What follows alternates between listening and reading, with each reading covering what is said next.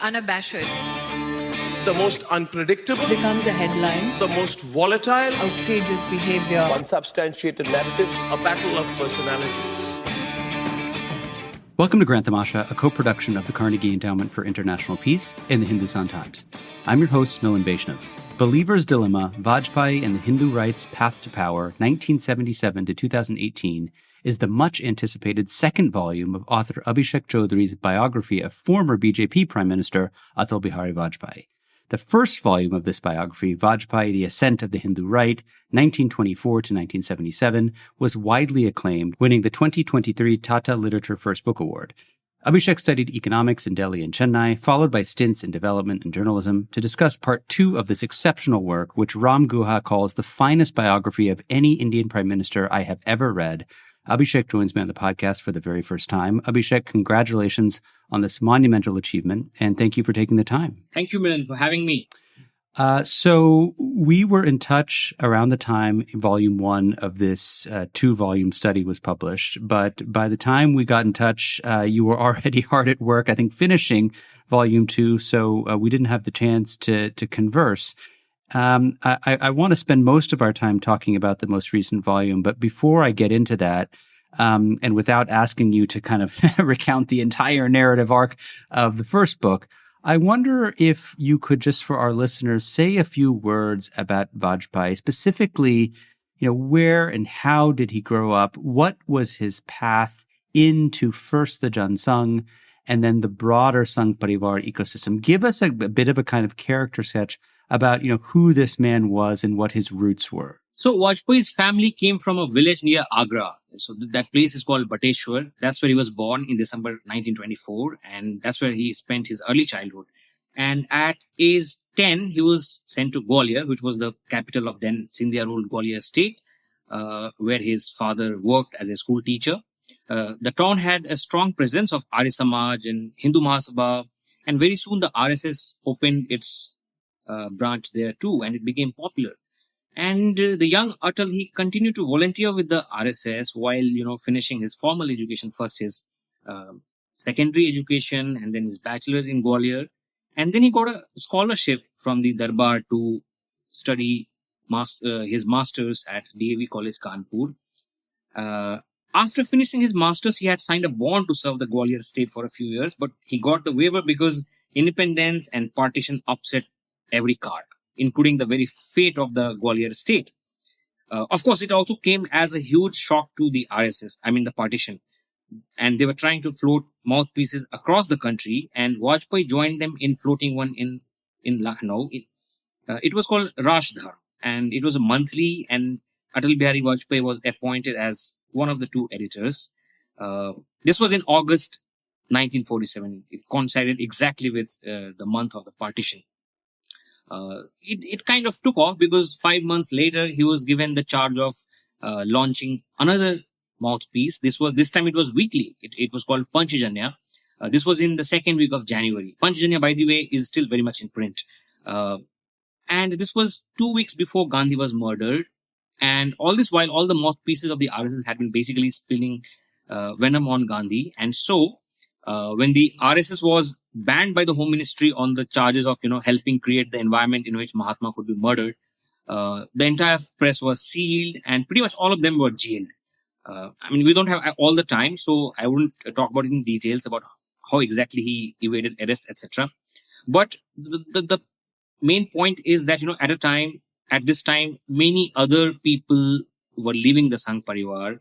And this was exactly the moment when Vajpayee backed them. He helped run the underground movement during 1948-49. And that's how he very organically, he got noticed and he rose up the hierarchy. 4 years later, he was moved to Delhi, again as a journalist by the RSS. By this time, the Janasangh had been launched. And Vajpayee had, acquired a reputation of being a young guy who speaks very well and so on. And he had started helping the Janasangh candidates in canvassing, etc. But even then, his political career, the very fact that he might actually end up becoming a politician was far from certain. I think it was only after Shyama Prasad Mukherjee's death that Janasangh was in search of new faces, and Vajpayee happened to be one of them. And Deen Dayal Upadhyay, he made him fight a bipole from Lucknow in 1955. And even though Vajpayee, came third in that poll, his popularity began to grow. Then came 1957. I think the party Jansanghis must have been really desperate because they made him contest from 3 seats. I am not an expert on election, but I have never seen another example of of a candidate fighting from 3 seats. Yeah, I mean, 2 seats happens quite regularly Yes. for the biggest politicians, but 3 is something else. I have never seen. And if you ever find out, please let me know. I would want to see who that person is and why. Sure. So it must have been a rather unique situation. And, so he lost one very badly, and then he lost one very narrowly. And he just about won one. And that's how he became a parliamentarian. And, the rest is, as they say, history.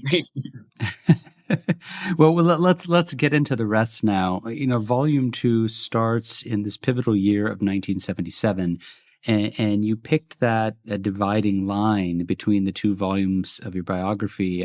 I'm sure quite purposefully. It was a consequential year in that it was the first time you have a non-Congress government, namely the Janata coalition, that occupied the seat of power in New Delhi after this 21-month traumatic period of the emergency under Mrs. Gandhi. You write that when you were sat down to write the second volume, which goes all the way until Vajpayee's death in 2018, you encountered, I think, a much more difficult challenge of narration than you did in the first volume. And I wonder if you could just kind of step back and tell us a little bit about the kind of art and craft of writing biography. What was that challenge of narration you faced for volume 2? Right. I have written, Milan, that it was the literary equivalent of a hungry tramp desperately holding cigarette butts strewn by the roadside. and I actually meant it because, the primary archival sources on Vajpayee and the RSS are really scattered and scant, even to begin with, even when you go hunting for them, from the 1940s and 50s and so on. But by the 80s, all archives basically dry up. So we, unlike Americans or, Britishers, we don't have, forget private papers. We do not, after the 60s, we do not even have the intelligence files, something that any third-rate democracy releases frequently after whatever stipulated time they have, 30 years or 20 years or sometimes in 50 years. So I think that was that will become a problem for any modern historian of 20th century. As a substitute, I was forced to do other things. I escorted information out of literally dozens of newspapers and magazines, and I had to juxtapose them with interviews and other material from private collections, photos and souvenirs and letters and documents and so on. But I was always scared of, the fact that the second half might turn a little gossipy. So that was my fear. And this is something I've never talked about, Milan, but I want to talk about some of those things, which the common errors that many biographers make. One is the limitation. I realized the limitation of interview as a mode of research. I have never mentioned it in the book. By that, what I mean is that politicians at the top generally are very shrewd at planting their versions on you. And sometimes they exaggerate their role in the decisions. And sometimes if they are old, they have genuine memory lapses.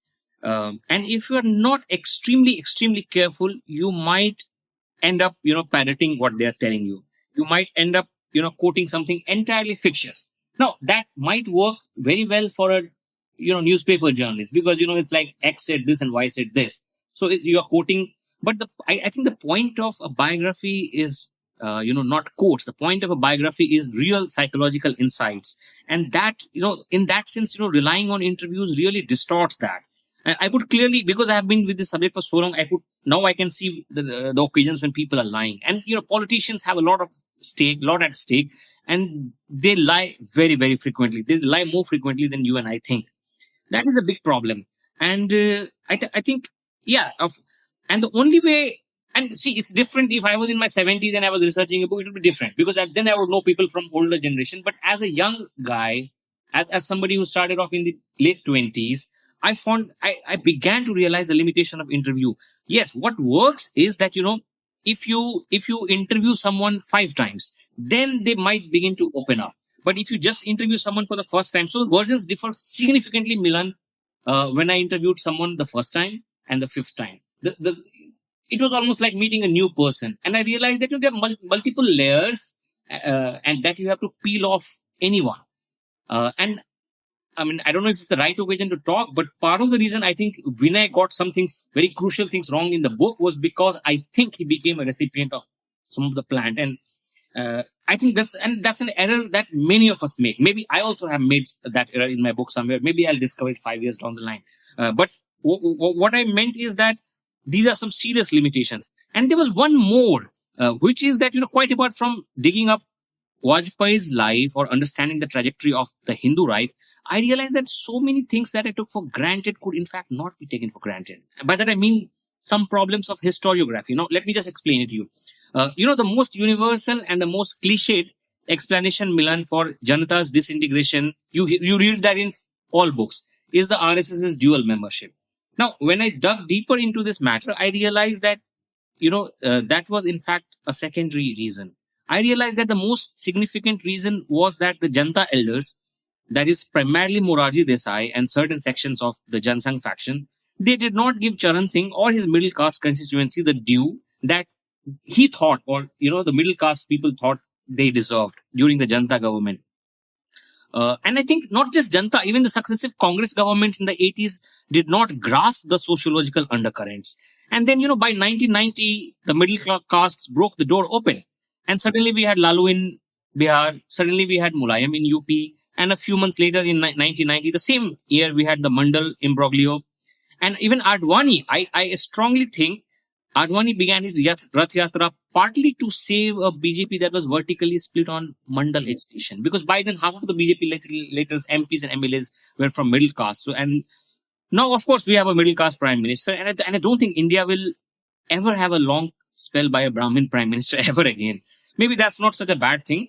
But what I'm trying to say is, something like this story of middle caste's political ascent, which manifests itself in a million ways, including criminalization of politics, about which you know much better, and the fight for economic resources and so on. It bypassed me when I went with the secondary literature that was available, and it was only while rewriting the second volume that I grasped it fully, the ascent of the middle caste.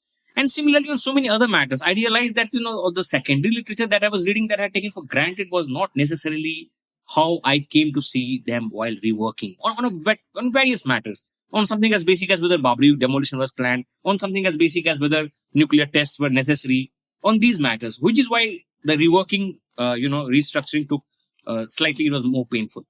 I mean, what you're describing in a way, Abhishek, is kind of the classic kind of researcher's dilemma, right? Which is, even in my field, political science, when you're studying something that is a complicated political or kind of sociological phenomenon, there's no kind of silver bullet, right? I mean, you may have survey data, you may have some ethnographic work, you may have interviews, and it's really the truth. Or the closest approximation emerges as a kind of triangulation of sorts amongst different things, where you look at kind of underlying variables and common themes and so on and so forth. I want to circle back to the question of the middle castes, the OBCs, and so on. But before I do that, let me just start by asking you about the short-lived Janata government, specifically Vajpayee's tenure as the external affairs minister. One of the things I found so interesting about that chapter is you really go into much detail documenting the difficulty that Vajpayee had in many ways in adapting to this role. And at one point you note that he was kind of continually at the receiving end of ire and mockery from various sections inside and outside of the government. I guess the question is, why do you think Vajpayee found his first ministerial stint such tough going? Do you think it was just simple kind of inexperience, never having held the reins of political governmental power, or were there other factors involved? Right. So, Milan, I think Vajpayee loved his day job. And in fact, in some crucial ways, or at least for the first few months, it insulated him from the vagaries of day-to-day domestic real politicking. And he was actually very happy with that. Yes, of course, Janata was his first experience with executive power. And beyond a point, yes, inexperience combined with other kinds of, lack of institutional precedent. For example, till then, the MEA had been held by the Prime Minister. And it was an entirely new situation wherein the Jansangh faction had a larger number than Morarji, who didn't have great numbers. And so there was this constant tension between Morarji and Vajpayee on a variety of matters, both domestic and foreign policy. They disagreed on pretty much everything. They somehow managed to tolerate each other, but they differed on everything. And that led to a lot of pressure and criticism and self-doubt. But even then, I would say, by and large, he loved his job, and by and large, he was willing to take risk. And which is why, despite the risk that, his visit to China in February 79, he might be humiliated, he still went, knowing that there was a chance that Chinese might attack Vietnam. And they did. And yet he came back. And so in that sense, foreign policy was one arena where he had original ideas. And he was always willing to take risks. He was always willing to try out new things. I think the problem with Janata began a year later, which is somewhere around mid-78. And I think it had to do with the larger problem, which is the sociological incompatibility of Janata's factions, and which was at the lower level, because there was a lot of violence inflicted on Dalits by middle castes. And of course, in rural India, that was a new phenomenon, of course, quite apart from the upper caste inflicting violence on both of them. So that was happening. That began in a major way during Janata government. And also at the top, there was a lot of hubris and conceit and ambition among the leaders. And beyond a point, it just didn't seem to work. There was also a problem within Sangh Parivar. For the first time, executive power had made Vajpayee a bigger brand than the organization. And given the Janata's composition, there was some kind of a duality that began. By that I mean, some decisions were taken by the Janata Party, others by the RSS. And, other Janata constituents, the socialists and others, they began pressurizing Jansangh elders to, give away their RSS ties. And the Sangh Parivar was heard that Vajpayee, in all these debates, he began to speak like a referee. And when the Janata collapsed in 79, he apportioned, some of the blame to Nagpur. He said, you were being directly political in a way you should not have been. And I think it really hurt them. That was the first time an insider was, spilling beans. And in newspaper, he basically wrote for Indian Express, an editorial, long op-ed. So for an organization that thrived on secrecy and misinformation, this was blasphemy. So, and that's where the problems with Sangh Parivar actually began. And it continued, throughout their lifetimes. So it was a mix of all of those things that made Janata's stint a hell towards the end. One of the things that you talk about during this period, as the Janata kind of experiment comes to an end, is there is this search that Vajpayee undergoes along with L.K. Advani and other elders of that time about what the kind of ideological focus of the new BJP, Bharatiya Janata Party, which came out of the Jansangh, is going to be. And this is kind of in the early 1980s. And you describe this kind of constant sort of flip-flopping that's going on. Vajpayee sometimes appears to endorse this kind of idea of integral humanism popularized by Din Dayal Upadhyay as the kind of movement's guiding philosophy. At other points in time, he goes back to endorse a kind of Gandhian socialism. Tell us a little bit about the reasons for Vajpayee's kind of oscillation on this core question of ideology and what this new avatar, the BJP, would actually stand for. Right.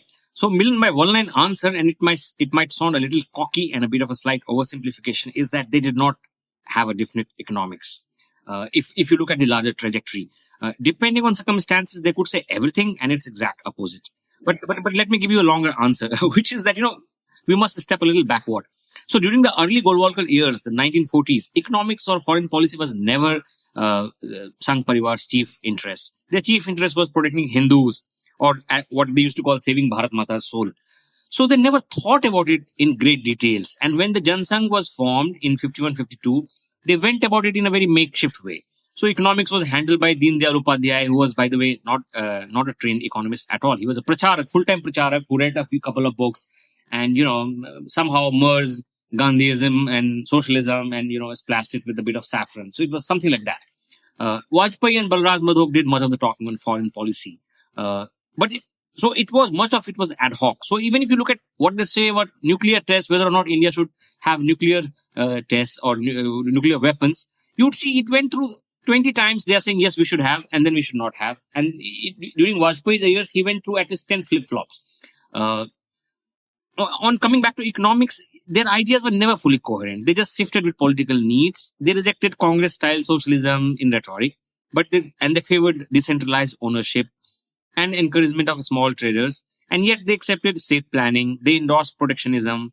And on certain matters such as land reforms, it's like they avoided firm commitment in public, and in private they were, partly because they were party of Rajwaras and Maharajas, privately they were rather very opposed to it. So its leaders often took contradictory positions. So that, depending on circumstances, the party could, plausibly argue both for and against the same economic measures. So that used to happen. That confusion remained in the Jansangh all through its years. And then when they joined Janata and then they adopted JP's Gandhian socialism. And after that, part of the reason Vajpayee adopted this was because he wanted to claim that BJP was the real heir of JP's ideology. And that's why, he did away with integral humanism and adopted Gandhian socialism. Now, both Gandhism and socialism, it had been covered for vague defined ideologies, and Vajpayee, when he was younger and more boisterous, had derided both of them. But I think this one, the present articulation of 1980, it was both tactical maneuver, which was he wanted genuinely for his party to be seen as progressive and centrist, but it was also a result of his intellectual awakening over the past years. So there was also a slightly genuine reformist streak. He thought that, that would help BJP expand geographically across castes and communities. Of course, the RSS elders never bought that. All of them thought that, this kind of talk was what they used to call airy philosophizing. Upar ki hawai baatein karte. Yeah. And many of them didn't even, they refused to even join BJP because of that. Dattopant Thengri said, why are you using a word like socialism? We have, we have a rich vocabulary of so many Indian words. So they didn't even go for the Thengri or Nanaji didn't even go for the BJP's ever. They were part of BJP and yet never part. They were always kind of a little pissed with that Gandhian socialism bit. And, in one way, I don't even blame them, because in the end, what was Vajpayee's Gandhian socialism? It was basically a mimicry of JP's own oversimplistic ideas, for rural renaissance. What was it? It was a mimicry that was not entirely devoid of idealism, but, somehow more a result of yearning for a right kind of symbolism. And clearly, no one among BJP's largely urban voters bought it. And which is why it led to one electoral disaster after the other, and they had to finally drop it in 86. 1989 was this kind of very pivotal year and very important with respect to this conversation we've just been having on ideology.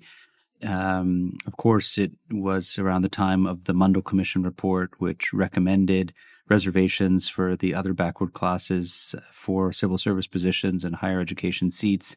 It was the beginning of a 25-year period of coalition rule. It just predated market liberalization, the demolition of the Babri Masjid, and so on and so forth. 1989, though, was the year, as you put it, that the BJP really dropped the pretense of being everything to everyone, is how you've written it. And I wonder if you could walk us through this transformation and how Vajpayee approached the question of whether or not the party should once and for all demonstrate a full-throated embrace of Hindutva. Right. Milan, I the sentence about BJP dropping the pretense of being everything to everyone, I meant it both in ideological terms and also in electoral terms. But firstly, let's discuss the electoral terms. Vajpayee was really stung by 84. So he bore the cross of 84 all through his life. It continued. And we should mention this was the Lok Sabha year in which the BJP won just 2 seats right. in the entire Lok Sabha. Right. Let me explain it to you. It is and since you're a political scientist, you might appreciate it better than historians would. It is important to understand the sheer scale of BJP's misfortune in that election. So few parties would ever bear the vagary of the first past the post electoral system as badly, as harshly as BJP did in 84. So they stood second to the winning candidates in 101 constituencies.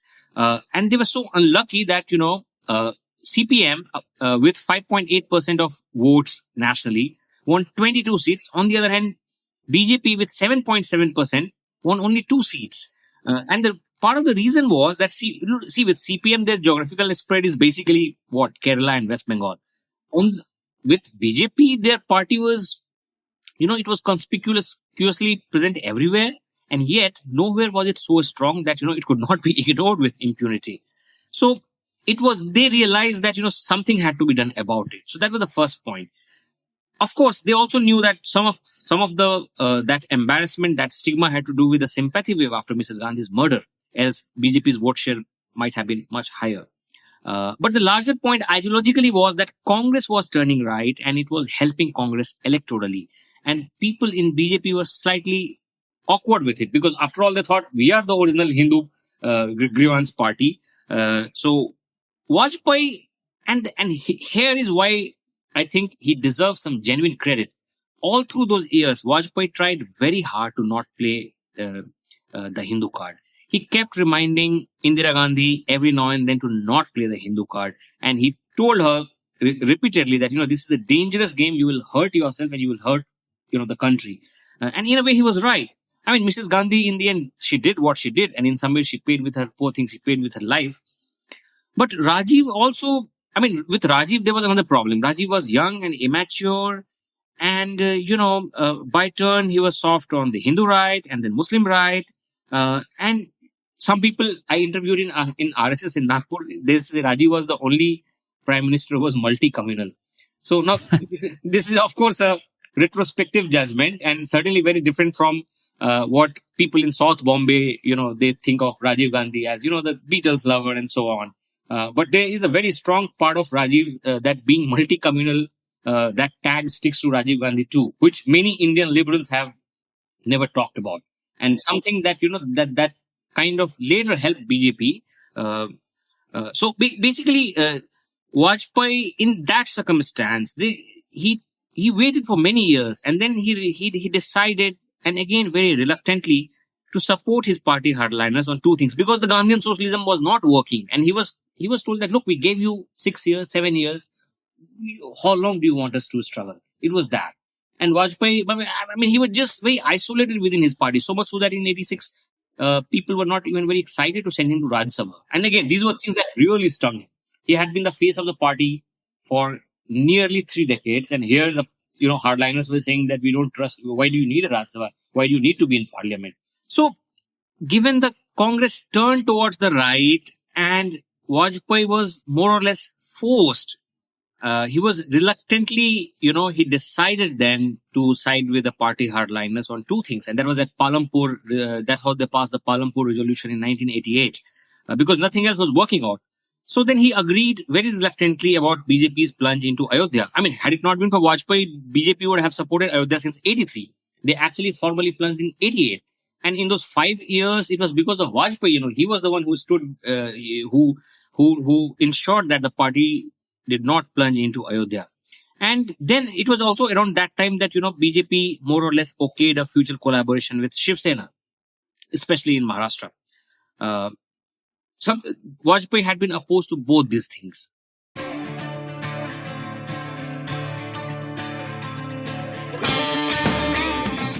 Hey, Grant Tamasha listeners. Thanks for listening to the podcast. Putting this show together each week is a labor of love, but it takes a lot of work to put out a great show every week. If you'd like to support the work we do at Grant Tamasha, please visit ceip.org/donate.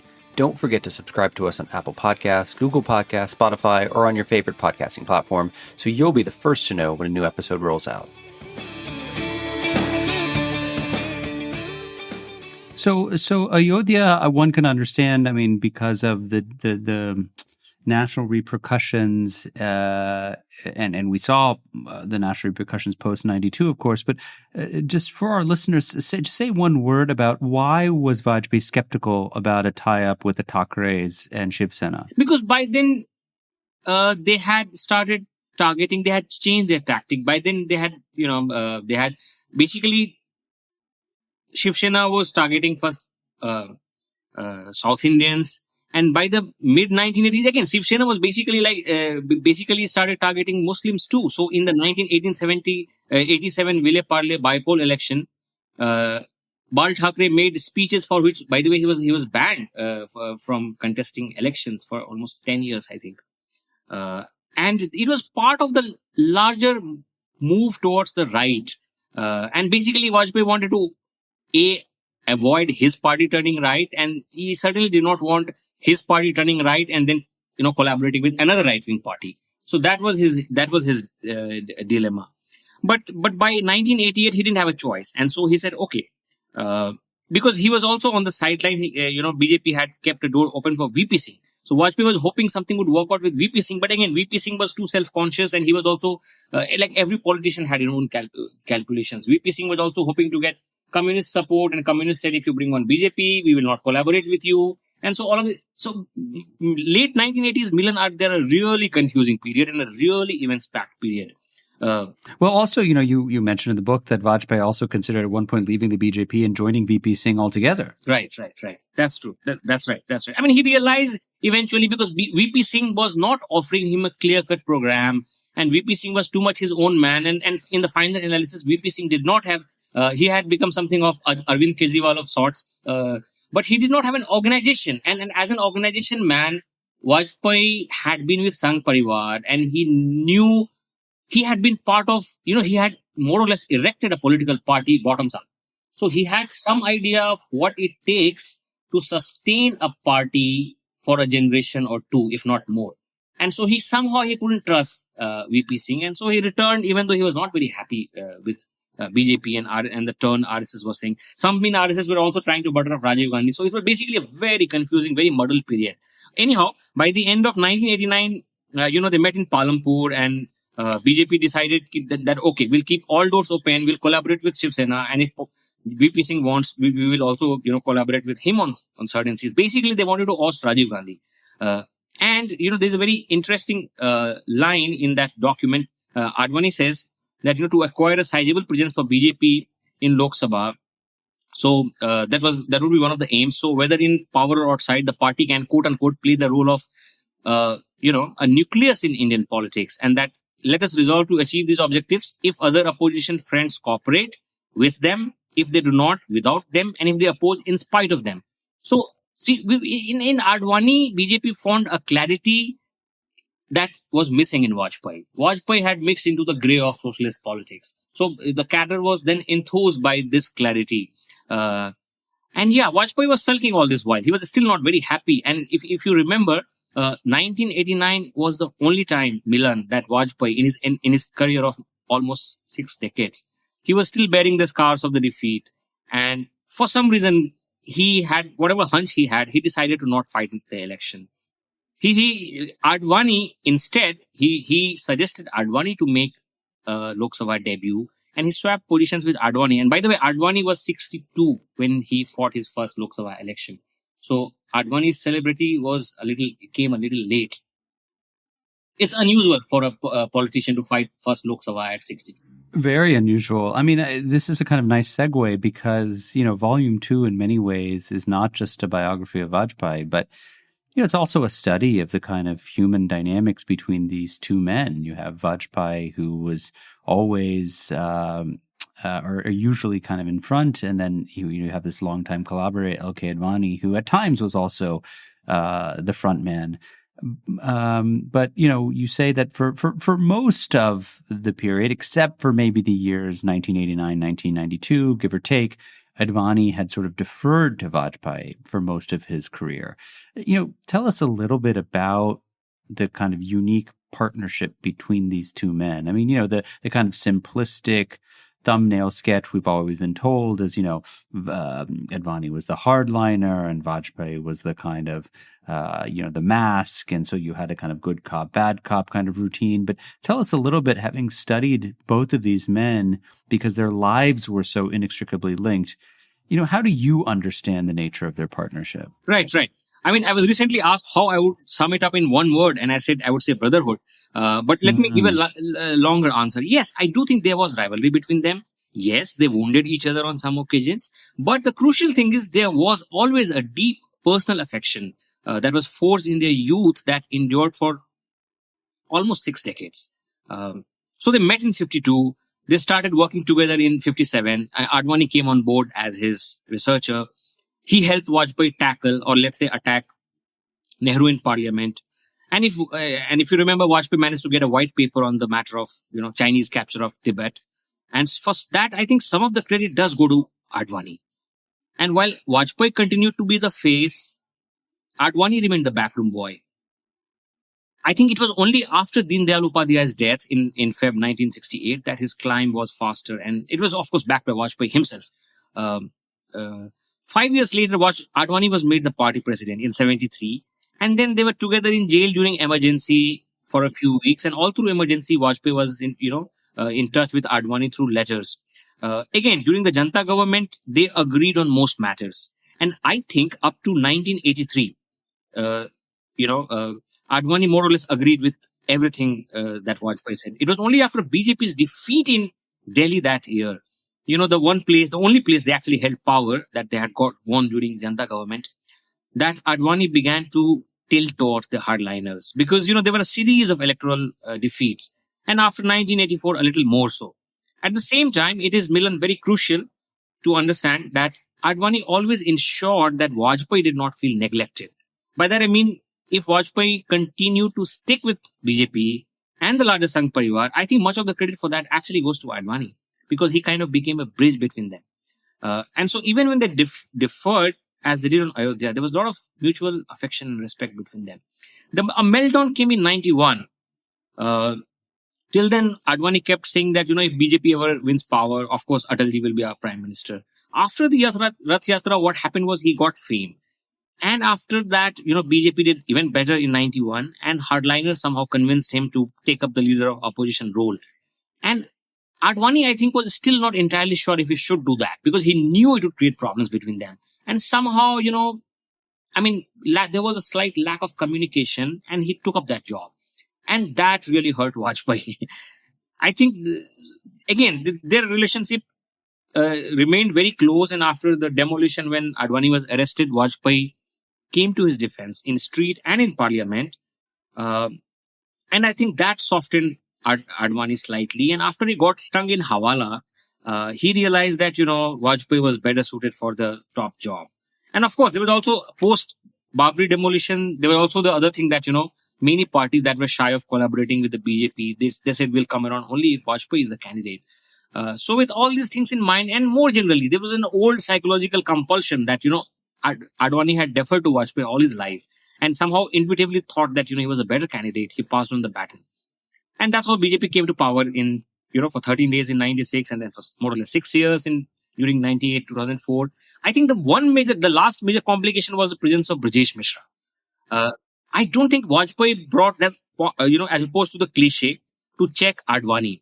I think Vajpayee wanted to... We should just remind our listeners, Mishra was the personal private secretary to Vajpayee, but also dual-hatted as a national security advisor. Right. The first national security advisor, right. And I'm actually coming to just that very point. I think Vajpayee's aim was he wanted somebody who could keep by and large Sangh Parivar, and he wanted someone who could run the bureaucracy and handle the day-to-day administration. So he was not a man of micro-details ever, unlike Manmohan Singh. So his thing was he wanted to focus on larger ideas, and he had many larger ideas, and leave all the details of implementation to Mishra, who in turn would delegate. Vajpayee PMO was very good in some ways at delegating work. So that happened. And the clash between Advani and Mishra, some of it came from the fact that, the institution was new. The institution of National Security Advisor was new. And, because in such cases, and there were so many overlapping jurisdictions. It happens everywhere. between Home Ministry and the National Security Advisor's office.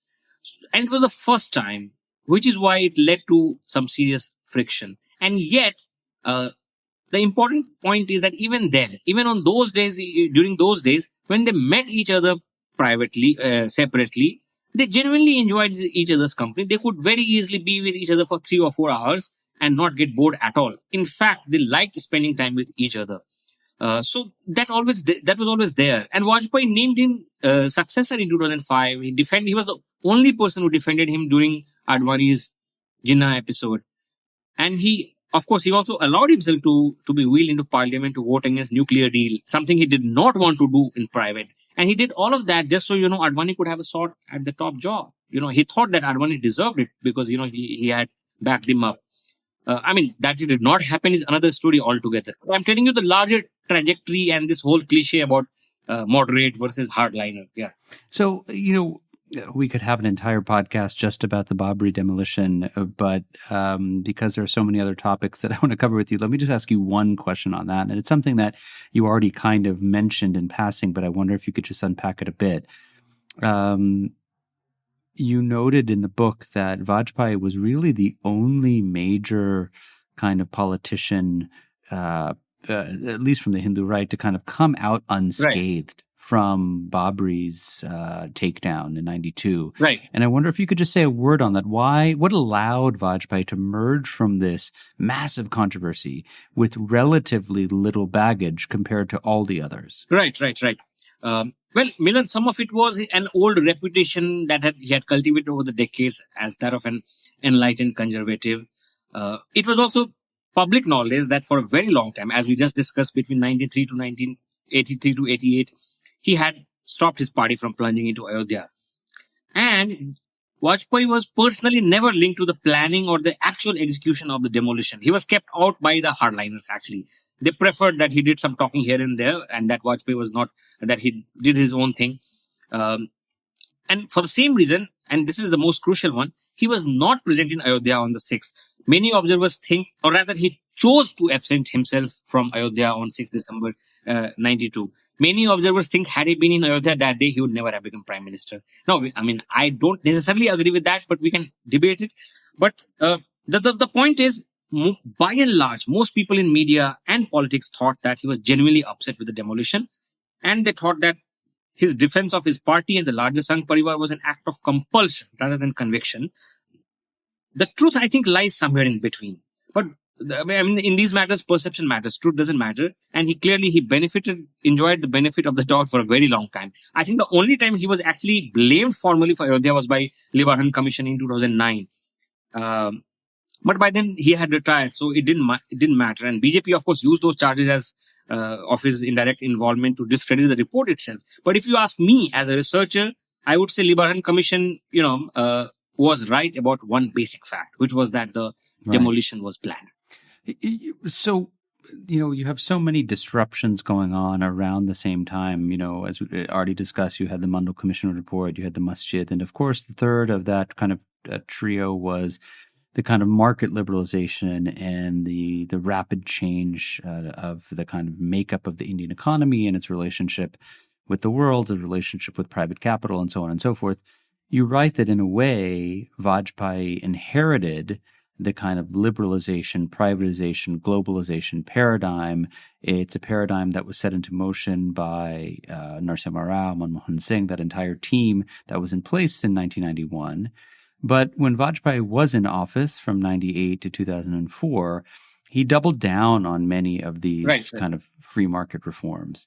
And, to kind of link this back to our earlier conversation on ideology, what did you learn about Vajpayee's own economic convictions, right? And how did they compare or contrast with the views of other major party leaders like Advani and key players in the Sangh ecosystem? So, Milan, even though a few times he strategically opposed the reforms in public, basically to throw mud on Rao and Congress and so on, it was petty posturing. Because all the while he did hold a basic conviction that government ought to spend its resources on the core sectors, which is education, health, and defense, and atomic energy, and so on. And he did believe that other sectors could benefit from a rush of private entrepreneurial energy. And, he used to joke that, we excel at only two things. He used to say कि या तो हम Miss World competition जीतते हैं या थोड़ा software export करते हैं, उनको भी सरकार में ले आइए, वो भी खत्म हो जाएगा. If you know Hindi, it's like, so it's a revealing. We're good at beauty contests and IT. Yeah, he used to say that कि वही दो चीज तो हम कर रहे हैं. मतलब the world knows us only for these two things. And the sure way of killing it would be if you bring it within government. So he had seen red tapeism firsthand all through these decades. And he knew how it hurt the economy. So there was a part of him that strongly wanted to do away with control. But there's also another thing, Milan, which is when I talk about this whole liberalization, privatization, globalization paradigm that, others had set rolling, I mean that, by and large, all parties except communists agreed by the, late 90s on the need to quote Americans, the need to quote IMF and the World Bank and their recommended growth models. And something else happened. Ironically, after the nuclear tests and the, rapprochement with the West and, the sanctions that followed, and after that, it made the opening of the economy even more urgent. But again, when he tried to broaden or deepen the economic reforms, it angered the Swadesis within his ideological family. Because while and he had himself to blame. Part of the reason was he had himself to blame because opportunistically in India, every opposition leader opposes liberalization. And then when they are in party, if they are responsible people, they try doing something about it. And I do think that, Dattopant Thengri's criticisms, Dattopant Thengri was a famous Sangh Parivar labor leader. He founded Bharatiya Mazdoor Sangh and later Swadeshi Jagran Manch in 93 to oppose liberalization. And they were lifelong friends. They were almost exact contemporaries. I think some of his criticisms about the unfairness of global trade, I don't think it wasn't entirely devoid of merit. I mean, what we are seeing right now, right. You see what is happening. Now we have 50% tariff. Right. And one could say that, he did, after all, the old man had a point. But also, but back then we had Clinton and later Bush after 2000. And I think in that situation, Thengri's was a mostly black and white world in which, for all of them, it was that, international trade means a take capitalist Vatican conspiracy to rob India of its sovereignty. And, he had those ideas about floating the parallel WTO. And I think, Vajpayee had so many limitations. He was an old man. He didn't have neither the vision nor the bandwidth to, erect an alternate economic system. And in any case, like which developing country would think of India as, angel of altruism? Nobody is going to quit the WTO and join you. So I think deep inside, psychologically speaking, I think some of it was simply inertia. Because clearly, present generation of BMS and SJM leaders have no problem with capital. I think back then, these were people who had spent a lifetime opposing a government. And with Vajpayee's survival perpetually on tenterhooks, they were also a little wary of being seen as co-opted by Vajpayee's coalition. So it was in this confusing milieu, it became really impossible. It was impossible to separate genuine ideological grievances from half-baked ideas, such as, quitting the WTO, petty posturing, and sometimes merely personal ego clashes. They were all exact contemporaries. And I'm pretty sure that, they used to think that, there is one man. He has all the power. He has all the prestige. He has a loving family. And, he has the love of the country. And what do we get? We are in our 80s. And, he is not moving ahead on any of our demands. And, they don't even pay us adequate respect. So there was also some petty personal jealousy in all of that. Of course, they all pass it off as, in terms of criticism of economics and foreign policy. But there was also that element to it, the human dynamics of having grown up together in an ideological movement for 50 years, and then comparing that, it's like in academia that someone has to do a postdoc for 10 years and someone becomes a full professor. So, it's a very human thing in some ways. But in any case, Vajpayee went ahead and he did what he had to. So all of them opposed disinvestment. And pretty much all of them opposed all reforms. And Vajpayee, he had a two-way strategy. Basically, he would, Brijesh Mishra would approach Congress people who had a majority in Rajya Sabha. And he would basically try to enthuse them sufficiently to support the government. And if Congress agreed to support something, now Vajpayee would then go to NDA and present the plan as a fait accompli.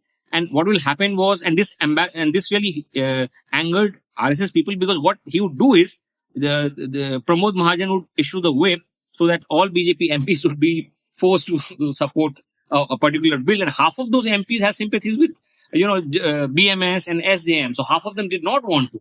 And yet a whip was issued, and everyone has to vote in favor of passing the bill. And that's how Vajpayee succeeded in amending patent laws and insurance laws and a few other crucial legislation that got passed. But every single transaction, Milan, it was really hard fought, because I understood that in India nobody wants economic reforms of any kind, not opposition, not Sangh Parivar, not the allies. I mean, at least at that point, even when it's badly required. This is the first time I think in this conversation Pramod Mahajan's name has come up. I mean, just as a footnote, this book gave me the greatest insights into him, and also reminded me how there's a target of a biography that's just waiting to be plucked. Right? Yes. For those of you listening to this podcast, somebody who India would have been different, and Mr. Modi would have had a really tough time had he been alive. Yeah, and somebody whose name we don't remember because it's India is such a young country. People have moved on. Pramod Mahajan is kind of a name from the history books, but had such a pivotal role. And it is kind of fun reading your book to think about the counterfactual, right? Right. I mean, just one point. I think after the 2002 December win in Gujarat, I think it was Shekhar Gupta who wrote an article saying that Modi might be Hindutva's next leader. And Pramod Mahajan called him up and told him कि क्या हमने चूड़ियां पहन रखी हैं क्या? So so he was quite a character. I want to, in fact, spend 1 minute on 2002 because obviously, this was one of the most controversial moments of Vajpayee's career. It was his decision not to sack the then Chief Minister Narendra Modi after the 2002 Gujarat riots. You write in the book that Vajpayee was pretty clear that the failure in Gujarat was a mix. It was a mix of Modi's deliberate administrative inefficiency and the kind of Sangh's planned vendetta. And I'm wondering if you could just kind of peel back the curtain a bit and tell us about what do you think in the final analysis were the factors that prevented Vajpayee from ultimately sidelining Modi? Right. Basically, Milan, Vajpayee, one has to step back a little and see the larger picture. So, basically, when Vajpayee got the top job, it was on the condition that the Sangh Parivar would put their all core agendas on hold because they needed to court allies. By core agendas, they had 3 pet agendas, which was basically abolishing Article 370, implementing UCC, and building a Ram temple. Modi has fulfilled already 2 of them, and the third one is in the process, I suppose. Anyways, but talking about back then, most of BJP's allies opposed those goals, but they remained central to the emotional world of Sangh Parivar. Now, Vajpayee's job was to have Sangh Parivar's support and yet somehow balance the contradictions, survive in office, and get work done. What happened was that by early 2002, the patience of Sangh Parivar was wearing thin.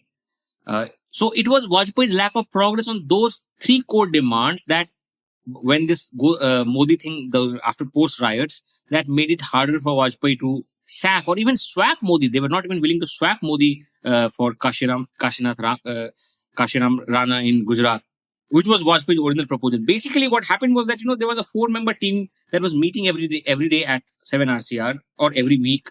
That was Vajpayee, Advani, and Kushabhau Thackeray and Madan Das Devi. And the Madan Das Devi was a senior RSS leader. So the party had basically lost all major assembly polls before that, 5 or 6 major losses.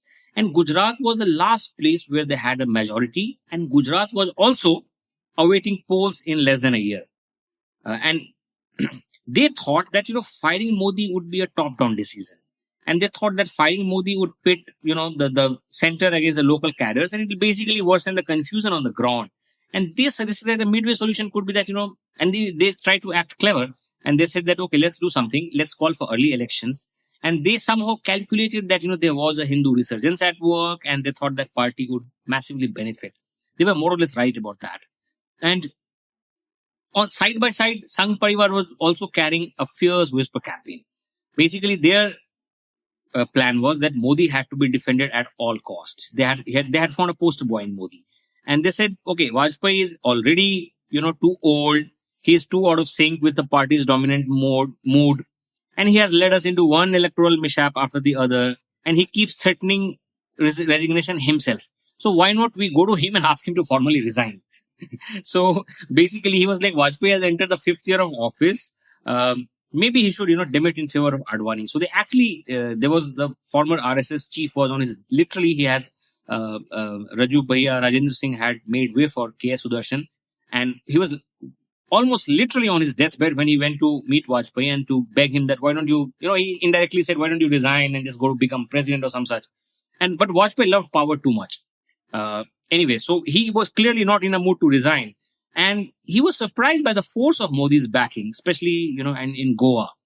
And then he realized that, his authority was fading. So he did what he had done in the past. He chose to fall in line. And that's what happened at the end. And that's how Mr. Modi survived. I want to just ask you about the last general election campaign that Vajpayee fought, which was the infamous 2004 quote-unquote India Shining campaign. One of the interesting things that you uncover is that Vajpayee, throughout the campaign, was quite unhappy with this kind of India Shining narrative, because he thought that the campaign thrust should have been much more pro-poor from the start. And in fact, at one point, the PMO replaced India Shining as the kind of key campaign slogan with the much more kind of sober dreams for new India. Why did Vajpayee break with his colleagues, and why was he not able to convince them? Because, there's a whole debate, and you talk about this, and in fact, it goes into the footnotes of the book about, to what extent was India Shining really responsible for the loss or not. But be that as may, the perception certainly is that it hurt them rather than helped them. What did he see that his party colleagues did not see? Well, Milan, I wouldn't say he broke with his colleagues so much. I think it was more a matter of giving the campaign a slightly balanced, a slightly poor tilt. But what happened was, there was an informal division of labor, and Pramod Mahajan, whom Vajpayee trusted almost blindly at this point, Pramod was running the campaign. But Vajpayee realized that there had been a mistake. But by the time he realized the mistake, and PMO, replaced India Shining with a more sober Irada Naya Bharat Ka, I think it was a bit late. But I would come back and I would still say that, the blame placed on India Shining campaign is somewhat misplaced and somewhat exaggerated. Voters were unlikely to reject BJP simply just because it ran a campaign called India Shining. I think it's more like it's mostly it comes from English media in Delhi, because in small town Bihar, I was on my my boarding school stint. I was spending some time in my ancestral village. And the slogan I remember is that of the one in Hindi, which was Bharat Uday, which translates as India Rising, not so much as India Shining. And Bharat Uday was more or less, you can't say it was a fraudulent phrasing. Because the truth was that some pockets of India had found prosperity like never before. See, now we take for granted in 2025 that, being second fastest growing economy, the cliches and so on. And it's true that, we must focus on redistribution, etc. But our short memory means that we don't recall that as late as 50 years earlier, how India's perception across the world. I mean, we had a former American ambassador to Delhi saying during emergency that India was capable of nothing except, exporting communicable diseases. To have simply moved from that kind of racist framing, racist dismissal, to a degree of grudging admiration, it was in some ways a real achievement, and Vajpayee deserved some credit, and he took that credit. But he was also aware of the basic fact that much of rural India was not shining at all, and some things were happening. Sarv Shiksha Abhiyan had taken over and so on. But I think the major problem was that agriculture had stagnated everywhere, and health. Of course, there had been no investment in irrigation, storage. The price of some of the basic goods had doubled or tripled, for example, price of kerosene and so on. So overall, they should have been a little more careful from the beginning. But I would still say India shining Milan was more of a symptom. It was not a cause for the defeat. I want to just ask you, maybe as a way of wrapping up, a question just about kind of the final years of Vajpayee's life, right? You have this really tragic line, which is on the penultimate page of the book. When describing Vajpayee's later years, you say he didn't die year after year, though he didn't quite live, right? Which is kind of a sort of a haunting line. Tell us a little bit about what his life was like in his final years. And do we know anything, given the limitations on him, about his views on the BJP's trajectory kind of after he left the scene? Right. So Milan Vajpayee had a rather debilitating stroke in 2007. Which was kept a secret at the time. He couldn't recover from it and gradually faded from public life and politics. And I've also written about his tragic last visit to Parliament, about the nuclear deal and so on. But yes, he did have some sense that things were not going well. So in 2009, there was another Jinnah controversy when Jaswant Singh wrote a book, if you remember, portraying Jinnah in a slightly more favorable light than BJP would have liked him to. And he was swiftly expelled. And even very crucially, even Advani did not support him then. Vajpayee was just about conscious enough to, I think, register that expulsion. And when Jaswant Singh went to see him, he asked what had gone wrong and so on. But I think he was almost on the verge of losing awareness. And shortly thereafter, he lost awareness. So clearly, there are no conversations with Vajpayee from 2010. And this is exactly when the tide began to turn. If you remember, first with the Commonwealth Games scam, and then with the Anna movement next year and so on. But by then he had turned more or less comatose. And it was actually haunting to talk to people about his last days, because it was depressing because, they had been his fanboys and colleagues all his life, and they would say, we would go to him to have a chat. And he would stare blankly like a child. And, it would take them a while to understand that, he wasn't understanding everything. It was the dementia had set in and so on. So in some ways, it also, reminded Milan of their own end, their own mortality. And pretty much his house had turned into a temple by the end. And I think before long, by 2011, Mr. Vajpayee had already more or less, passed on from politics to history. So, yeah, that's how I concluded. That he became a reminiscence in his own lifetime.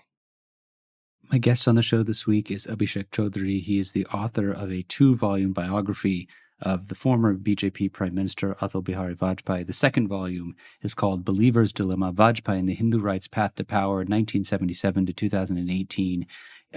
One of the things I was doing, Abhishek, when I was reading about the book, after I'd finished the book, was I was looking at reviews on Amazon for some reason, and I just want to quote what one reader of your book has said. He said, "How often do we come across a biography that tells an unbiased story? Most biographies tend to portray their subjects either as flawless heroes or complete villains. Just pick any, and the pattern is hard to miss. Vajpayee, too, was a leader shaped by his struggles, limitations, convictions, love, and successes.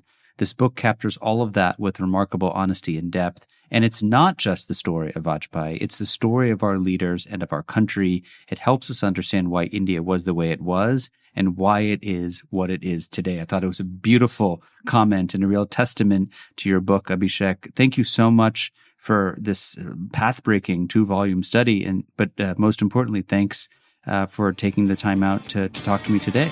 Thank you, Milan. It was a pleasure talking to you. Grand Tamasha is a co-production of the Carnegie Endowment for International Peace and the Hindustan Times. This podcast is an HT Smartcast original and is available on htsmartcast.com. You can also find us on Apple Podcasts, Spotify, or wherever you get your podcasts. Don't forget to rate and review. It helps others find the show more easily. For more information about the show, to support the work we do on Grand Tamasha, and to find the writing we mentioned on this week's episode, visit our website, grandtamasha.com. Tim Martin is our audio engineer. Mira Verghese is our executive producer. Additional assistance is provided by Annabelle Richter. Thanks for listening, and see you next week. This was a Hindustan Times production brought to you by HT Smartcast. HT Smartcast.